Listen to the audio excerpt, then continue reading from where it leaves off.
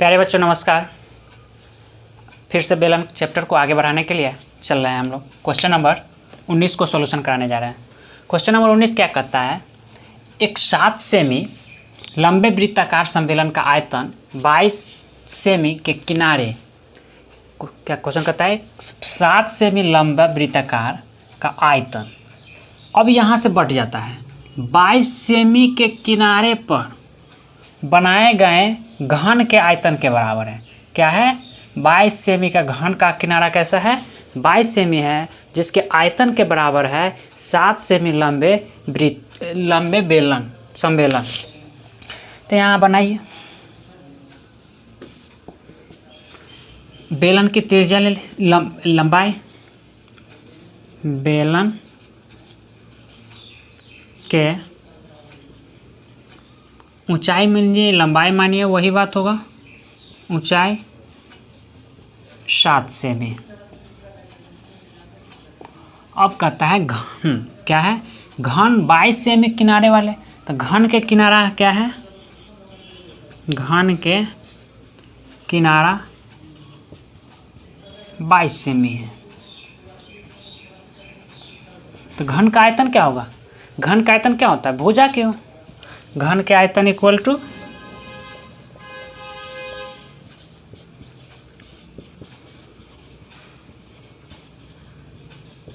भुजा क्यों या किनारा का क्यों कह सकते हैं,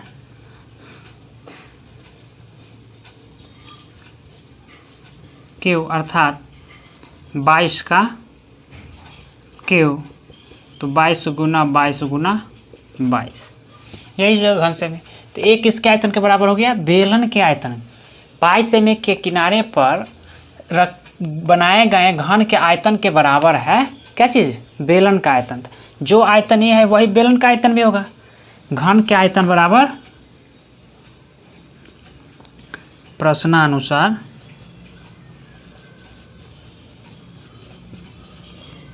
बेलन के आयतन इक्वल टू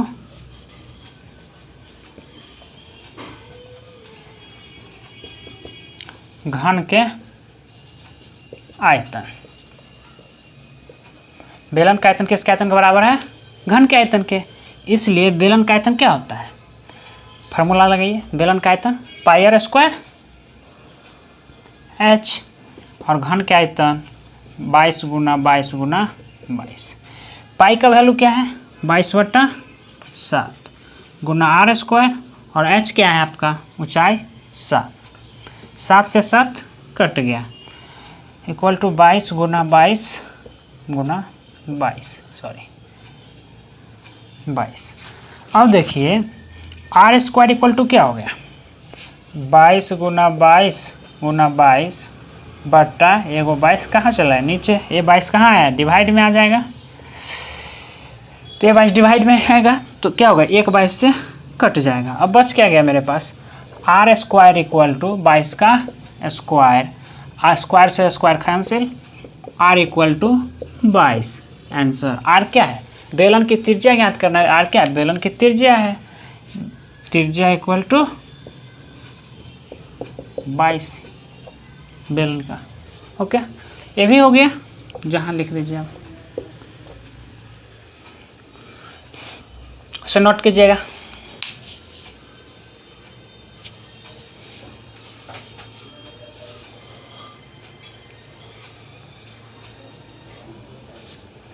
नेक्स्ट क्वेश्चन है, देश 3 मीटर त्रिज्या तथा 7 मीटर गहराई वाले कुआं को खोदने पर 30 रुपया प्रति घन मीटर की दर से कितना खर्च होगा। एक 3 मीटर का त्रिज्या वाले गहराई कुआं खोद रहे हैं, ठीक है, एक बेलनाकार कुआं है, 3 मीटर त्रिज्या वाले, त्रिज्या कितना है इस कुआं का, 3 मीटर, गहराई वाले कुआं खोदने के लिए 30 रुपये, इसको हाइट कितना है 3 मीटर गहराई है, तो 30 रुपये प्रति मीटर प्रति घन मीटर की दर से कुआं को खोदने के लिए आयतन की जरूरत पड़ेगी, और आयतन की जरूरत पड़ेगी तो क्या हुआ, आयतन घन मीटर में होता है, और 3 रुपये एक घन मीटर का खर्च कितना रुपये पड़ रहा है खोदने का, 30 रुपया पड़ रहा है। तो इसका क्या करेंगे, टोटल आयतन निकाल लेते हैं और एक घन मीटर का 30 रुपया, तो जितना आयतन आएगा उसे गुना कर दीजिएगा, तो वही रुपया क्या हो जाएगा, मेरा कुआं खोदने का खर्च निकल जाएगा। निकालिए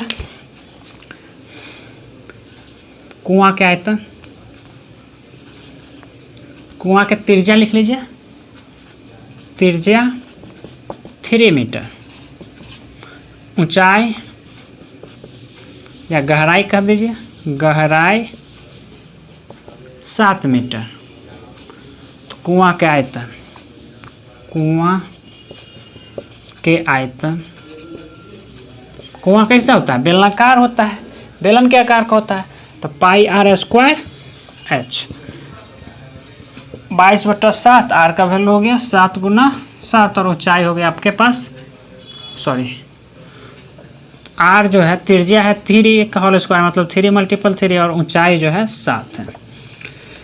ये 7 से 7 कट गया, 22 × 66, और 66 × 36 18, 36 18 19, 198 मीटर क्यूब, अर्थात मीटर क्यूब कहिए या घन मीटर कहिए।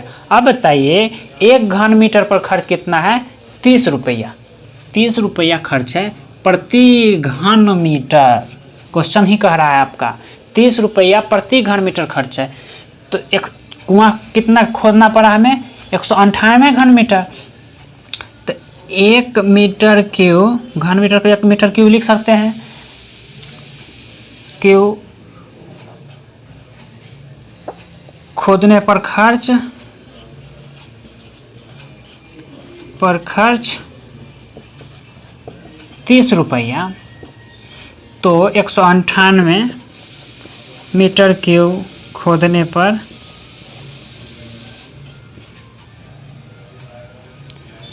खर्च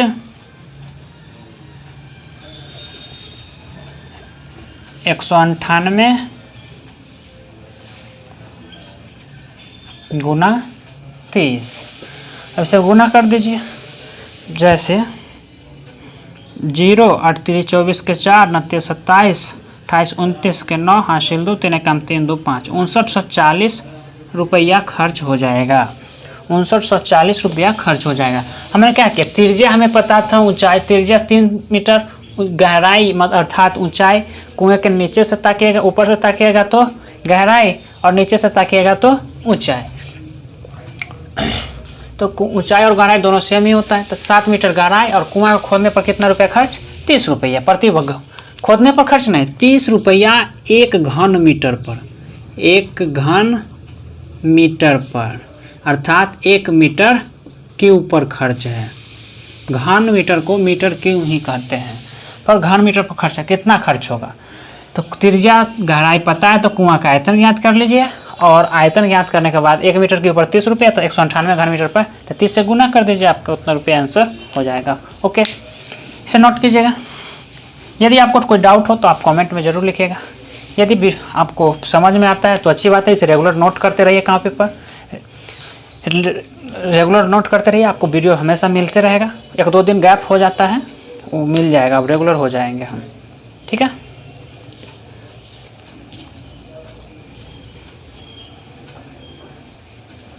नेक्स्ट क्वेश्चन है, 7 सेमी ऊंचाई के एक ठोस बेलन जिसकी आधार की त्रिज्या 2 सेमी वाले को कितने 2 सेमी किनारे वाले घन बनाए जा सकते हैं।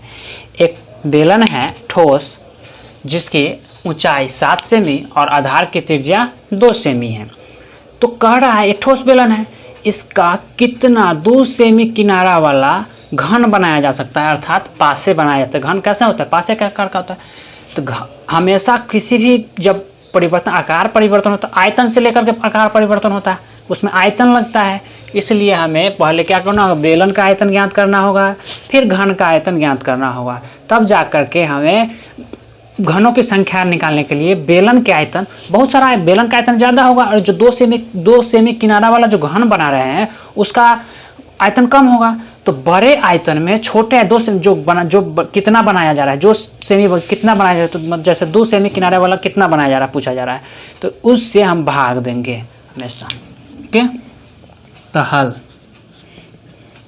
एक 7 सेमी किनारे वाले, तो ऊंचाई कितना हो गया, h = 7 सेमी, और r = कितना हो गया, आधार की त्रिज्या 2 सेमी, तो 2 सेमी एक सम्मेलन है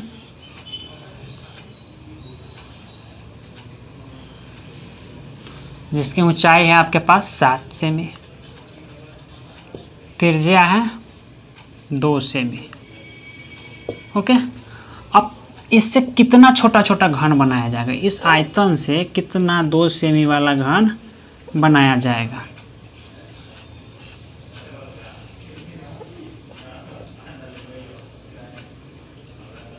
दो सेमी वाला घन, ये घन है, घन कितना बनेगा ये पूछा जा रहा है। घनों की संख्या, घनों की संख्या क्या होगा, ऐसा क्या वो घन बनेगा इस तरह। आइए देखते हैं। तो बेलन के आयतन, बेलन के आयतन इक्वल टू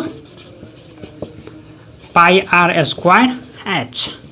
तो पाई का वैल्यू क्या होता है 22/7। आर का वैल्यू क्या होता है बच्चों 2 है, 2 सेमी त्रिज्या है तो 2 को 2 बार मल्टीपल कर दें क्योंकि आर का स्क्वायर है तो 2 बार लिख देते हैं।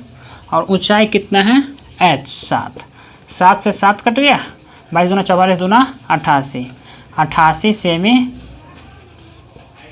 क्यों या घन सेमी, मतलब बेलन का आयतन हो गया 88 घन सेमी।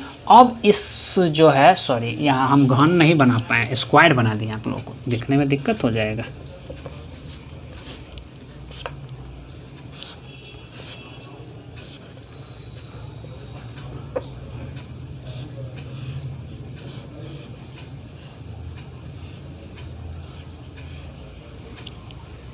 एक घन है 2 सेमी, समान तो दिख नहीं रहा है,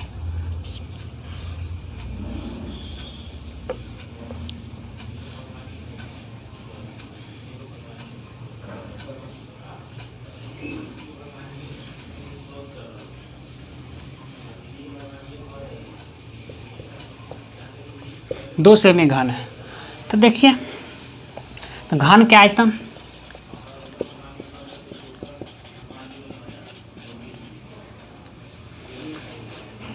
दो सेमी किनारा वाले घन का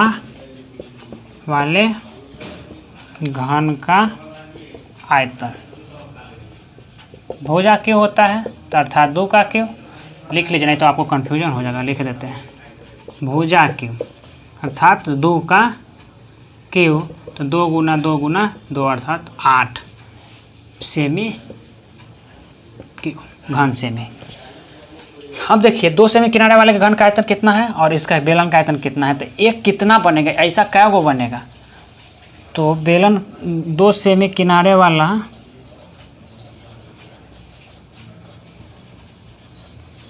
ले घनों की संख्या इक्वल टू के संख्या इक्वल टू बेलन के आयतन,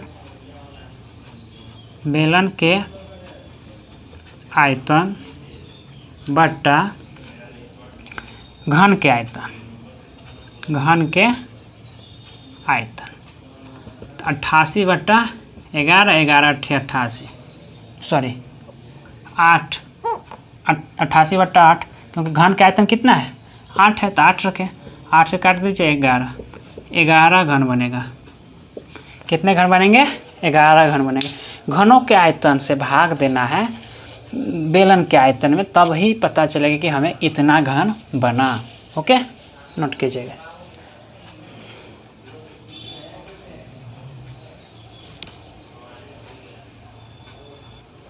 देखिए 21 का भी कहता है एक लोहे का टुकड़ा घनाकार है, घनाकार घन के आकार का, जिसका किनारा 14 सेमी है।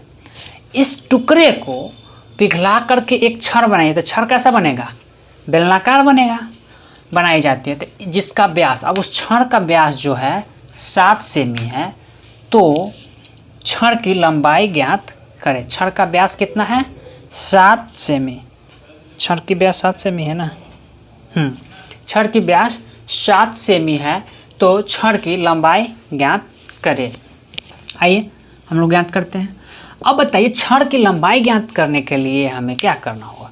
छड़ क्या चीज़ से बना है, तो घनाकार लोहे को पिघला करके क्या बनाया गया है बेलन बनाया गया है, तो घनाकार आयतन से ही बना है। तो घन के आयतन बराबर बेलन के आयतन, जिसमें हमें उसकी क्या पता है, व्यास पता है, जो त्रिज्या भी पता हो जाएगा व्यास से। यदि व्यास, छड़ का व्यास 7 सेमी है तो त्रिज्या क्या हो जाएगी, त्रिज्या 7/2। अब देखिए घनाकार किनारा कितना है, किसका, घन का किनारा 14 सेमी है। तो इस टुकड़े को पिघला कर, अब पिघला करके तो दोनों का आयतन बराबर है, तो डायरेक्ट दोनों का आयतन बराबर करके वैल्यू पुट कर देते हैं। तो घन के आयतन, बेलन के, छड़ के आयतन लिख दीजिए, अच्छा उससे अच्छा होगा। छड़ के आयतन किसके बराबर होगा, बेलन के आयतन के। छड़ के आयतन बराबर बेलन के आयतन नहीं, सॉरी, नकार टुकड़ा घन के आयतन के बराबर, घन के आयतन के बराबर होगा। छड़ के आयतन बेलनाकार है, πr² h इक्वल टू घन के आयतन भुजा क्यू तो 14 का क्यू, किनारा 14 है, पाई का वैल्यू रखिए 22/7, आर जो है आपका 7/2 गुना 7/2 और h इक्वल टू 14 गुना 14 गुना 14। अब इसी का सॉल्यूशन करना है। 7 से 7 कट गया, 2 से 11 कट गया। आइए अब h इक्वल टू चलते हैं 14 गुने 14 गुना 14। अब तो यहाँ 2 नहीं कटने वाला ऊपर से, तो 2 को इस साइड क्या होगा, क्रॉस मल्टीप्लिकेशन, तो इस साइड आएगा तो गुना में 2 चले आएगा, और ऊपर वाला कहाँ चलेगा, भाग में चले आएगा। 11 गुना 7, 7 दूना 14। अब देखिए, अब इसको गुना कर लीजिए, 2 दूना 4, 14 चौका 56, और 56 को 14 से गुना कर दीजिए। 6 चौक 24 के 4 हासिल 2, 4 छक 24 के 4 हासिल 2, 56 चौका 20, 2 22 और 56, 4 6 2 8 5 2 7, 784/11। अब इसमें 11 से भाग, 11 सते 77, 1 4, 11 एकम 11, 3 क्या मिला, 71.3/11 सेमी, 71.3/11 सेमी, यही आंसर होगा आपका।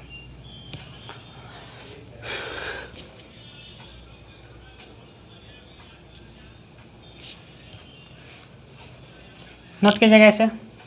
क्या क्या, छड़ का व्यास लिखा हुआ था, हमने त्रिज्या ज्ञात कर लिया। घन का किनारा लिखा हुआ था, तो घन के किनारा और छड़ जो बनेगा उसका घन के आयतन से बनेगा, इसलिए घन के आयतन बराबर छड़ के आयतन कर दिए। जो छड़ कैसा है, बेलनाकार है, तो बेलन का फॉर्मूला लगा दीजिए। घन का आयतन, घन का भुजा क्यों कर दिए, फार्मूला से आपने पाई का वैल्यू रखे, आर का वैल्यू रखे और ऊंचाई रखे। जो हमें छड़ की लंबाई क्या हो गया, छड़ की लंबाई